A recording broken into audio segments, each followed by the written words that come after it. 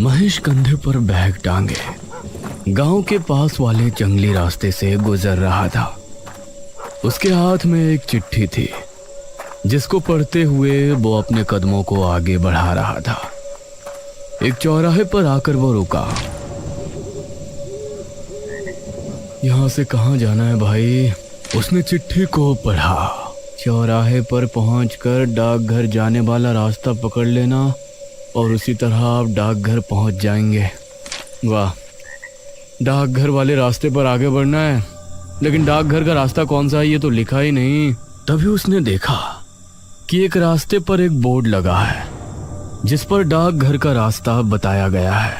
शुक्र है भगवान का, वो उसी रास्ते पर आगे बढ़ गया। तकरीबन 15 मिनट चलने के बाद उसे जंगल के बीच एक डाकघर नजर आया। लगता है यही है। डाकघर के बाहर एक आदमी खड़ा हुआ था। क्या आप ही नए डाक बाबू हैं? जी हाँ, सही पहचाना।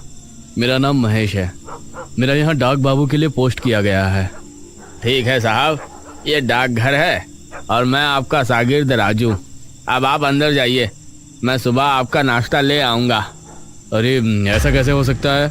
आप मेरे शागिर्द हैं, ये आपकी ड्यूटी है। आप मेरे साथ नहीं रहेंगे तो कौन रहेगा? वो मुझे पता है साहब, लेकिन मैं रात में यहाँ नहीं रुक सकता। चाहे आप मुझे नौकरी से निकलवा दीजिए। हाँ। ये बात सुनकर महेश को बहुत अजीब लगा। ये कहकर राजू वहां से चला गया। कमाल है, मेरा शागिर्द होने के बावजूद मेरी मर्जी के खिलाफ चला गया। चलो कोई बात नहीं, बुजुर्ग आदमी है, क्या ही बोलूं। ये कहकर वो डाकघर के अंदर चला गया। डाकघर अंदर से काफी पुराना लग रहा था, लेकिन उसमें सफाई अच्छे से हुई थी। एक शेल्फ था जिसमें कई किताबें रखी हुई थी और आसपास लगे शेल्फ में फाइल और चिट्ठियां रखी थी। अरे, ऐसा लगता है कि यहाँ कई दिनों से कोई डाक बाबू नहीं आया है।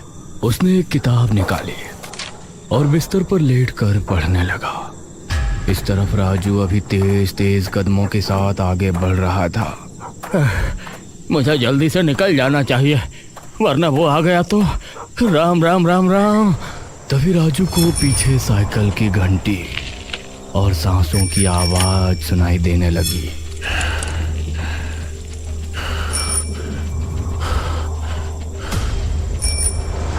इन आवाजों को सुनकर उसका दिल दहल उठा। उसने पलटकर देखा तो उसकी आंखें खौफ से फट पड़ी।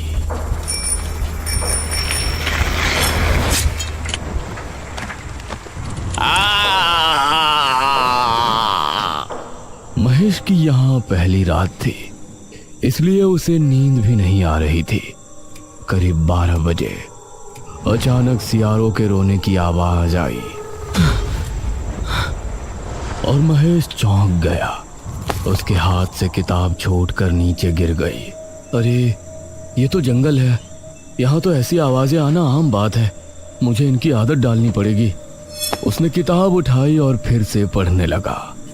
तभी उसे कुत्तों के भौंकने की आवाज आई। अरे, अब इन्हें क्या हो गया भाई? वो उठा और उसने खिड़की बंद कर दी। फिर वापस आकर पलंग पर लेट गया। उसने किताब का अगला पन्ना पलटा। तभी उसे एक तेज सांस लेने की आवाज सुनाई दी।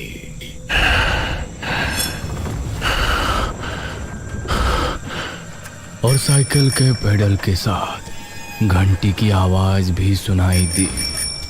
ये इतनी रात को कौन साइकिल पर घूम रहा है? और ये सांसों की आवाज?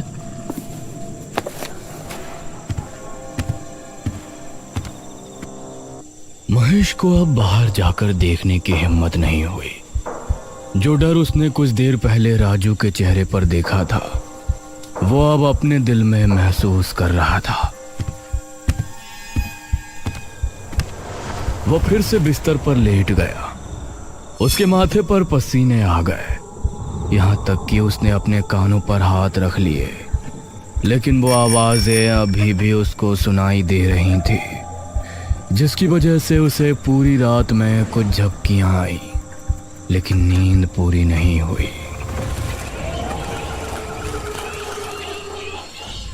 सुबह के 6 बजे जब घंटा बजा तो उसकी आंख खुली। हे भगवान, शुक्र है तेरा। उसने खिड़की खोली और आसपास देखा तो सब कुछ ठीक था।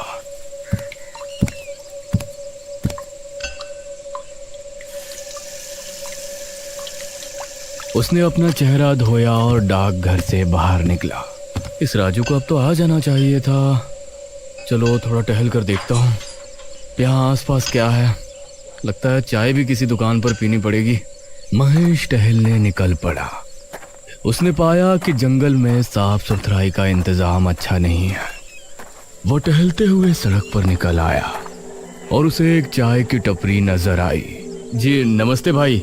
नमस्ते साहब, इस गांव के तो नहीं लगते, कहाँ से आए हैं? सही पहचाना चाचा, मैं वो डाकघर का नया बाबू हूँ। ये सुनकर वहां मौजूद सभी लोग महेश को घूरने लगे। क्या आप उस डाकघर के बाबू हैं? क्या आप रात को वहां रुके थे? ये सुनकर महेश को अजीब लगा। हाँ, अब वहां पोस्ट हुआ है तो दिन हो या रात मुझे ठहरना तो पड़ेगा। इसमें इतनी हैरानी वाली कौन सी बात है? अरे नहीं नहीं, कुछ नहीं। आपको कोई परेशानी नहीं है तो ठीक है, वरना हमने तो यही देखा है कि जो भी डाक बाबू आता है वो या तो रात को रुकता नहीं, और रुकता है तो अगले दिन भाग जाता है। चाय वाले की बात सुनकर अब महेश को राजू की बात ध्यान आई। कैसे वो भी वहां रुकने को तैयार नहीं था।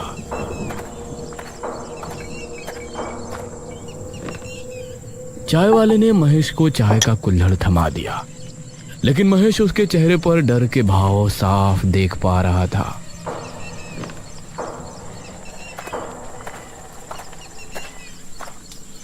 महेश चाय पीकर वापस डाकघर आया तो उसे फोन आया। जी महेश बाबू बोल रहा हूँ। डाक बाबू, मैं गांव का मुखिया बोल रहा हूँ। वो असल में आपका शागिर्द आज आपके पास नहीं आएगा। अरे लेकिन क्यों नहीं आएगा मुखिया जी? मैंने तो अभी नाश्ता तक नहीं किया। अरे वो कोई बात नहीं, हम कुछ दिनों में नया शागिर्द आपको दे देंगे। खाने पीने का इंतजाम आपको मैं करवा दूंगा, बस आप कुछ दिन इंतजार कर लीजिए। बड़ी अजीब बात है, कोई पूरी बात बताता ही नहीं। महेश ने फाइल निकाली और अपना काम करने लगा। दोपहर तक उसने रजिस्टर का काम किया और फिर दोपहर से शाम तक चिट्ठियां बांटने गया।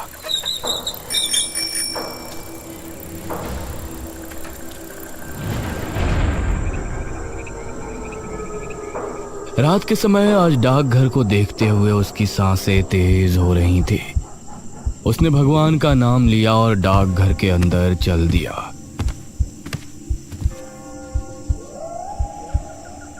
इसी गांव के एक घर में विपुल अपनी पत्नी निराजना के साथ बैठा था। ए जी, मुझे इस बार बम्बई घूमने जाना है। कई साल हो गए आप मुझे कहीं लेकर नहीं गए। अरे मेरी जान, पैसे तो आने दो, मैं तुमको बम्बई क्या विलायत भी ले जाऊंगा। बस बस, बड़े आए विलायत ले जाने वाले। तभी उसके दरवाजे पर किसी ने दस्तक दी। कौन है भाई? बाहर से साइकिल की घंटी की आवाज आई और कोई बोला, डाक बाबू। अरे ये डाकिये रात में भी आने लगे। विपुल उठकर दरवाजे पर गया तो सामने कोई नहीं था। कमाल है, यहाँ तो कोई नहीं है। तभी उसकी नजर जमीन पर पड़ी तो वहां पर एक चिट्ठी पड़ी थी। ये क्या, लगता है कुछ ज्यादा ही जल्दी में था। उसने चिट्ठी उठाई और पढ़ने लगा। विपुल, मुझे पता है कि तुम्हारे घर की हालत इस समय ठीक नहीं है। तुमको पैसों की सख्त ज़रूरत है और तुम पैसों के लिए कुछ भी करने को तैयार रहते हो, यह भी मुझे पता है। अरे कौन है ये जो मेरे बारे में इतना जानता है? तुम्हारे लिए एक काम है। आज रात 1 बजे के समय डाकघर के पीछे वाले बरगद के पेड़ पर चले आना। मैं तुमको वहाँ मिलकर काम समझा दूंगा। सिर्फ 1 दिन का काम है और उसके तुमको पूरे 5,000 रुपए दूंगा। यह पढ़कर विपुल के चेहरे पर मुस्कान छलक आई। क्या हुआ, क्यों मुस्कुरा रहे हो? किसी की लुगाई का खत आया है क्या? अरे नहीं नहीं, एक काम आया है मेरे लिए, उसे कर दिया तो 5,000 रुपए आ जाएंगे एक ही दिन में। अरे लेकिन है कौन जिसने ये भेजा है? अरे तुम आम खाओ, पेड़ मत गिनो। विपुल मुस्कुराया। उसने चिट्ठी को रख दिया और 1 घंटे बाद घर से निकला। उसके चेहरे पर मुस्कान थी, लेकिन दिल में एक सवाल भी था। एक ही दिन में 5,000 मिलने वाले हैं तो जरूर कोई बड़ा काम ही होगा। ये कहते हुए वो आगे बढ़ रहा था और अभी जंगली रास्ते पर ही था, तभी उसको साइकिल की घंटी सुनाई दी, जिसे सुनकर वो रुक गया। कौन है? उसने पीछे मुड़कर देखा तो वहां कोई नहीं था। अब वो फिर से आगे बढ़ने लगा, लेकिन बार बार साइकिल की घंटी की आवाज उसे सुनाई दे रही थी। वह डर को काबू में रखते हुए बरगद के पेड़ के पास पहुंचा। अरे यहाँ तो कोई नहीं है, बरगद का पेड़ तो यही है। अरे कौन है भाई, क्या मेरा उल्लू बनाया है?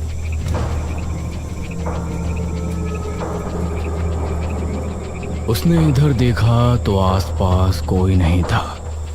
तभी उसने देखा कि कई कुत्ते भौंकते हुए उसकी ही तरफ आ रहे हैं। अरे ये इतने सारे कुत्ते कहाँ से आ गए? वो कुत्तों से डरकर भागा। कुत्ते उसका पीछा करने लगे। काफी देर भागने के बाद अचानक उसे साइकिल की घंटी सुनाई दी और उसके कदम रुक गए। सामने की ओर से एक आकृति उसे अपनी ओर आती नजर आई। इस आकृति से समझ आ रहा था कि कोई शख्स साइकिल पर बैठा उसकी तरफ आ रहा है। कौन है? वह आकृति साफ होती। इससे पहले ही पीछे से आ रहे कुत्ते विपुल पर टूट पड़े और उसकी चीख जंगल में गूंज कर रह गई।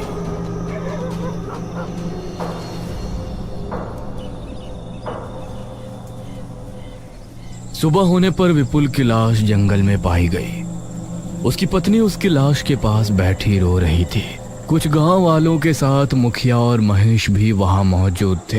ये विपुल इतनी रात में भला यहाँ क्या करने आया था? इन्हें डाक बाबू कोई चिट्ठी देकर गए थे और ये कह रहे थे कि चिट्ठी लिखने वाले ने यही इन्हें जंगल में बुलाया है। ये सुनकर महेश हैरान रह गया। अरे ये कैसे हो सकता है? मैं तो रात में कहीं कोई चिट्ठी देने नहीं गया। ये सुनकर मुखिया और सभी गांव वाले हैरान रह गए, लेकिन किसी के मुंह से कुछ नहीं निकला। इस घटना को देखकर महेश के मन में कई सवाल उठे, लेकिन जवाब देने वाला कोई नहीं था। वो डाक घर वापस आया और अपने काम में लग गया। अगली रात मुखिया की बेटी नुपुर अपने पतिदेव बलदेव के साथ अपने घर पर बैठी बातें कर रही थी। तभी दरवाजे पर दस्तक हुई।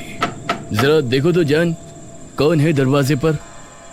अरे मैं क्यों देखूं? पूरा दिन काम करके थक चुकी हूँ, तुम देखो। अरे इतने बड़े घर में रह रही हो, फिर भी मेरी जरा भी कद्र नहीं है तुमको। अरे वाह, भूल गए, ये बड़ा सा घर तुमको मिला भी है मेरी वजह से। चलो जल्दी से जाओ। उसकी बात सुनकर बलदेव दरवाजे पर पहुंचा तो उसे सामने जमीन पर एक चिट्ठी नजर आई। इतनी रात में भला कौन चिट्ठी देने आया होगा? उसने चिट्ठी को उठाया और पढ़ने लगा। तुम्हारे गुनाहों की सजा तुमको मिलने वाली है। तुमने जिस गुनाह को अंजाम देकर सच छिपा लिया था, अब वो सबके सामने आने वाला है। क्या हुआ जी? आपके चेहरे का रंग कैसे उड़ गया?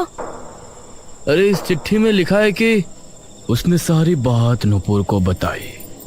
कौन है ये? कहीं से सचमुच कुछ पता तो नहीं? आगे पढ़ता हूँ। मुझे तो बहुत डर लग रहा है। अगर तुम चाहते हो कि तुम्हारा गुनाह अब भी छिपा रहे तो तुम 12 बजे डाकघर के पीछे लगे बरगद के पेड़ पर पहुंच जाओ। मैं वहां तुमको मिलूंगा। बाकी की बातें वहीं होंगी। हमें जाना होगा। ये जो भी है, हमें इसको रोकना ही पड़ेगा। अब बलदेव नुपुर को लेकर घर से निकला और बरगद के पेड़ की तरफ रवाना हो गया। उसे कुछ ही दूरी पर डाकघर भी दिखाई दे रहा था। कौन है? क्या कोई मुझे सुन पा रहा है? तभी इन दोनों को साइकिल की घंटी सुनाई दी।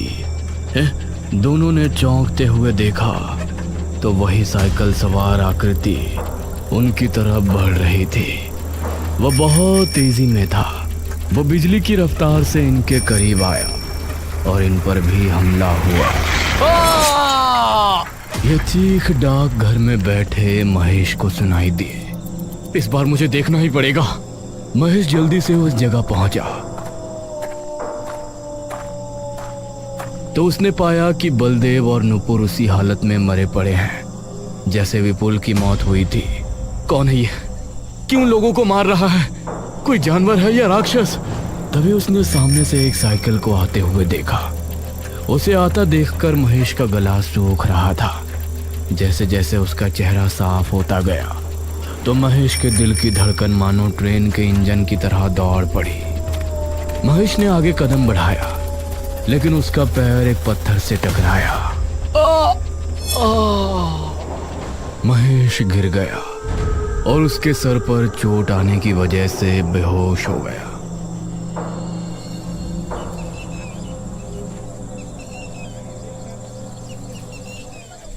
सुबह जब उसकी आंख खुली तो गांव के कुछ लोग और मुखिया भी वहां मौजूद था।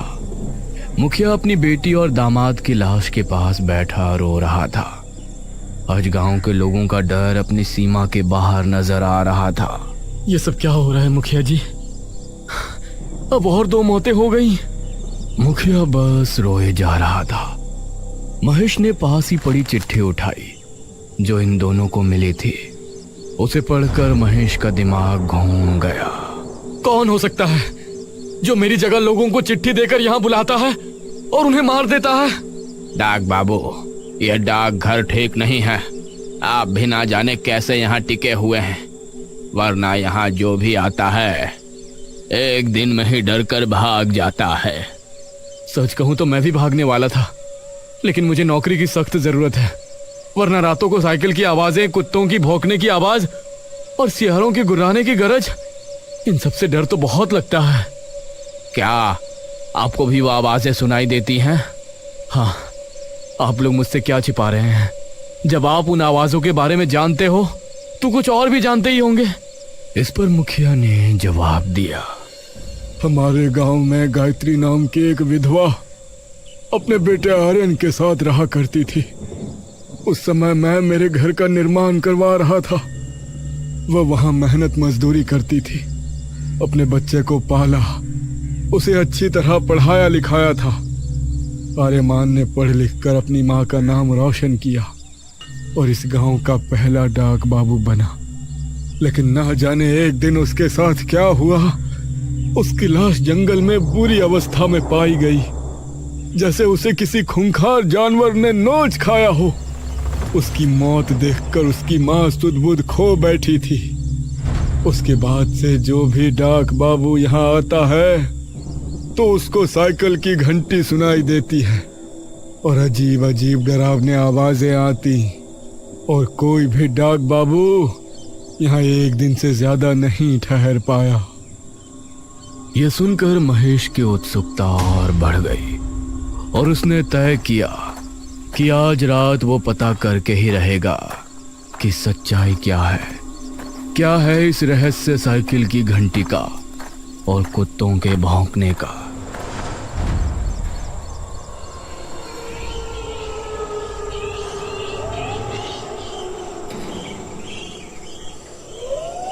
रात होने पर महेश डाकघर के दरवाजे पर खड़ा हो गया। कभी कुत्तों के भौंकने की आवाज आती तो कभी सियारों के रोने की, लेकिन आज महेश हिम्मत करके अपनी जगह खड़ा हुआ था।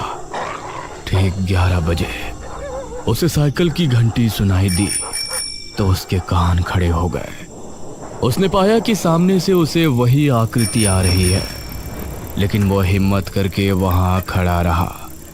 वो आकृति नजदीक आई और एक चिट्ठी फेंक कर आगे निकल गई। महेश उसका चेहरा नहीं देख पाया, लेकिन चिट्ठी देखकर उसकी सांसें तेज चलने लगी। उसने चिट्ठी उठाई और पढ़ना शुरू किया। मेरा नाम आर्यमन है। मैं इस गांव का पहला डाक बाबू बनकर बहुत खुश था और कई सालों की नौकरी के बाद मैंने पैसे जमा किए थे।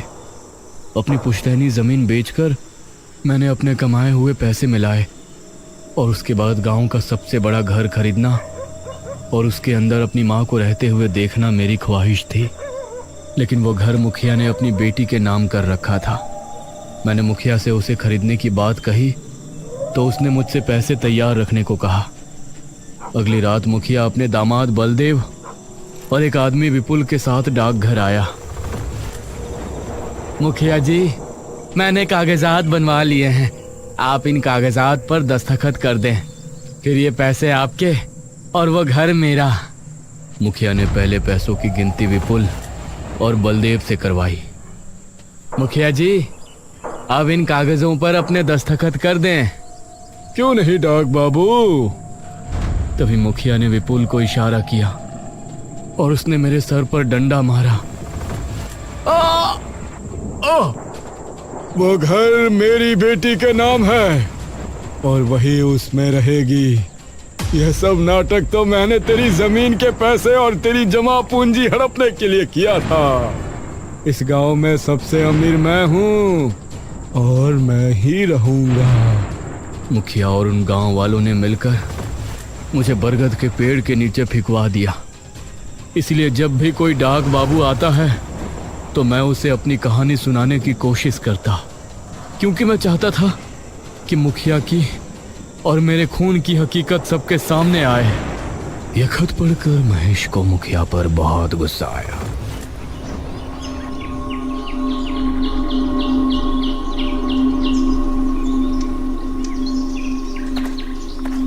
वो अगली सुबह मुखिया के घर पहुंचा।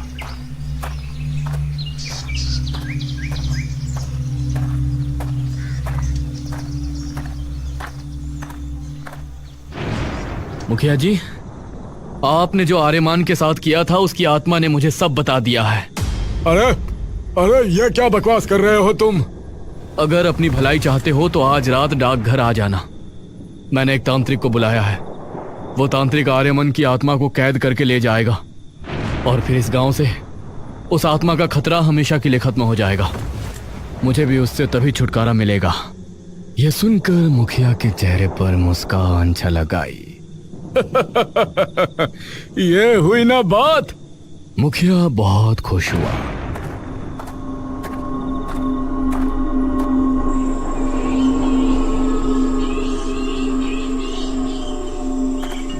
और रात होने पर वो डाकघर पहुंचा।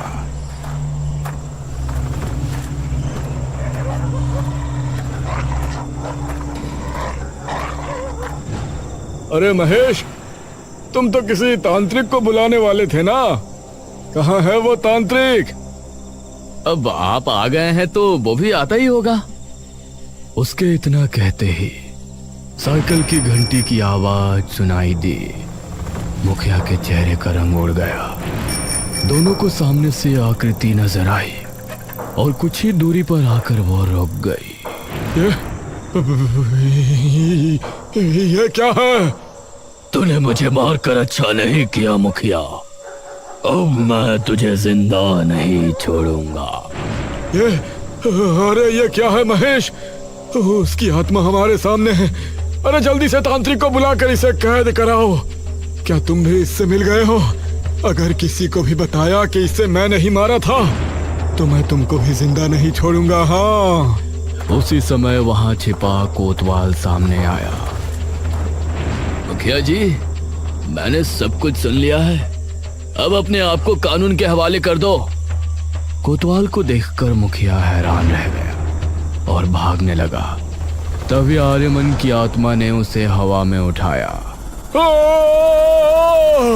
अरे! और उसे बहुत ऊपर से ले जाकर छोड़ दिया।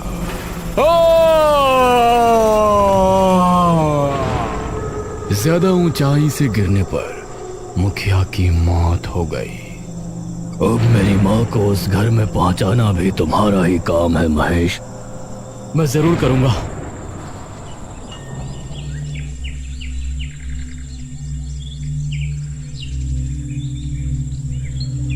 मुखिया की जुल्मी कहानी गांव के सामने आई। अब महेश के बयानों को लेने के बाद कोतवाल के जरिए आर्यमन की मां को उस बड़े से घर में रहने की इजाजत मिल गई। उसे अपने बेटे की मौत का गम था, लेकिन उसका सपना पूरा होने की खुशी भी थी। उसके बाद महेश अच्छे से अपने काम में लग गया।